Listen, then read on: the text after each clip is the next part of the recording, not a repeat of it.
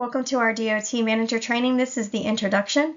My name is Desiree Cochran Norfolk. I am an SAP. I am certified by NADAC as an SAP. I am also certified by the Georgia Addiction Counselors Association as a certified clinical supervisor, certified master addiction counselor, and a CAC2. So you really have taken an important step toward meeting your DOT compliance requirements and strengthening your workplace safety. So this training is going to be specifically designed for supervisors and safety-sensitive employees. These are people who have roles that have a direct impact on public safety, like commercial drivers, bus operators, mechanics, things like that. The DOT is going to require you to be trained because supervisors are in the best position to really notice when something isn't right, and they're going to act before it becomes a problem. So throughout this program, I'm going to guide you through not only the legal requirements, but also some of the practical skills that you're going to need so that you can feel confident in making a reasonable suspicion determination. You're going to hear examples, review scenarios, and really get a chance to apply what you're learning in realistic workplace situations. So this way, you're not just memorizing rules, you're practicing what to do in real life. So think of me as your coach. I'm not just your trainer. I've built this training to be as clear and supportive as possible so that by the end, you can feel comfortable with your role. You can know what to look for and understand how to act appropriately if the need arises. You don't need to be an expert in substance abuse. That's not your role. Your role is just to recognize, document, and take the next steps. The reason this training matters is really simple. Lives are at stake here. Every year, accidents caused by alcohol or drug misuse are going to lead to injuries and deaths and some really devastating consequences. So in safety-sensitive jobs, even a small lapse in judgment, like maybe a delayed reaction time or poor decision making, that's going to create some really catastrophic results. So as a supervisor, your trained eye and your quick action is going to likely prevent any tragedies from happening. There's also a compliance and a liability angle. So companies face really steep fines and serious penalties if they don't have trained supervisors who can make these the reasonable suspicion determinations. And beyond the fines, one accident can bring lawsuits. It can damage people's reputations, and it can shut down your operation. And your training is a shield for your company. And that's going to give you the steps that you have to take that are necessary to follow the law and to keep people safe. And we also can't forget that the employees themselves are there. Sometimes the signs that you notice aren't really about punishment, but about intervention. A lot of our employees hide their struggles until, it's far too late. And so your ability to spot those warning signs and take action can really help connect somebody to support or the treatment that they need. So yes, this training matters for compliance, but more importantly, it's going to matter because we are saving lives and creating a safer workplace. So the federal law that we're talking about today is 49 CFR Part 382.603, and it really spells out exactly what this training has to include. 1 hour dedicated to alcohol misuse and 1 hour to controlled substance misuse. That's why this training is 2 hours long. It's not arbitrary. It's written into the regulations. So it doesn't matter if you supervise one driver or hundreds. If you are a DOT regulated environment with safety sensitive employees, this requirement applies to you.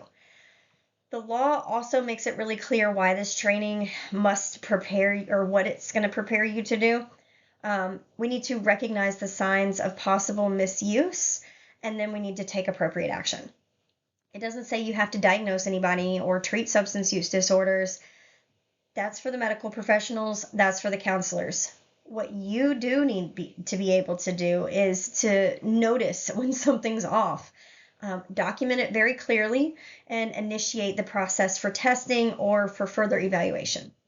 So DOT audits the companies very regularly. And one of the first things that they inspect for is proof that you have completed this training. And if the training records are not in place, then the company is immediately flagged as non-compliant. So while we are going to talk about how this training makes your job a little bit safer and easier, it also keeps your company legally protected. So what's in it for you here? What you're going to walk away from this training with, first we're going to talk about your specific responsibilities as a supervisor when it comes to reasonable suspicion. And then we're going to dive into the alcohol and the drug misuse. We're going to look at what it looks like, how it affects people, what you might see on the job. And these sections are going to take up most of our time because they're the backbone of your ability to really make solid and defensible decisions.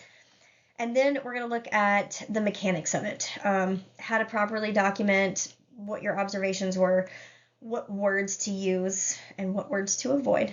And then some step-by-step actions that you can take once you do have a reasonable suspicion. And I'm going to break it down for you so you know exactly what to do in the moment. Then you're going to get a chance to practice some of these. You'll see some real-world scenarios and test your judgment there. And then you're going to take a short quiz, and you're going to make sure that you have really absorbed the essentials. And then once you pass, you're going to receive a certificate that verifies your completion of this DOT required training. And that certificate is proof for your company, your auditors, and also for yourself that you are equipped to handle the reasonable suspicion in the right way. So let's just pause here for a second and get a crystal clear meaning on reasonable suspicion. It's not about having a gut feeling. It's about seeing something concrete that you can describe in detail. So maybe the employee had some bloodshot eyes, or their words were slurred, or there's a strong odor of alcohol. Maybe they're unusually aggressive, unusually drowsy. Maybe they're making frequent mistakes. These are observable facts that you can kind of point to. It's not about rumors or secondhand reports. If another employee comes up to you and says, "Hey, I think John's been using something," that's not reasonable suspicion unless you, as the trained supervisor, observe something firsthand. So it can't come from a secondhand report. You have to see it. And that's going to protect the employees from unfair treatment, and it's going to help ensure that the decisions are based on facts and not bias.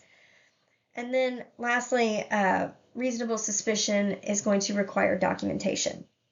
It's not going to be enough to just say, "I thought something was wrong." You have to be able to write down what you saw. What did you hear? What did you smell? And be objective about this. The documentation then becomes your foundation for your actions, and it's going to protect you legally, and it's going to help the company show that you guys are being compliant. So before we go any further, let me show you the roadmap here. We're in Module 1 right now, which sets the foundation.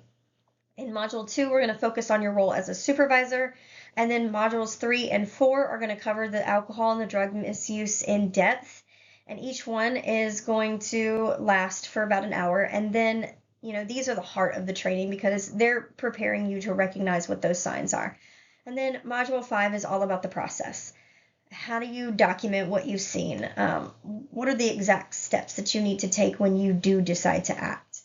And then Module 6 is going to give you some practice scenarios, and then you'll take a short quiz to apply what you've learned.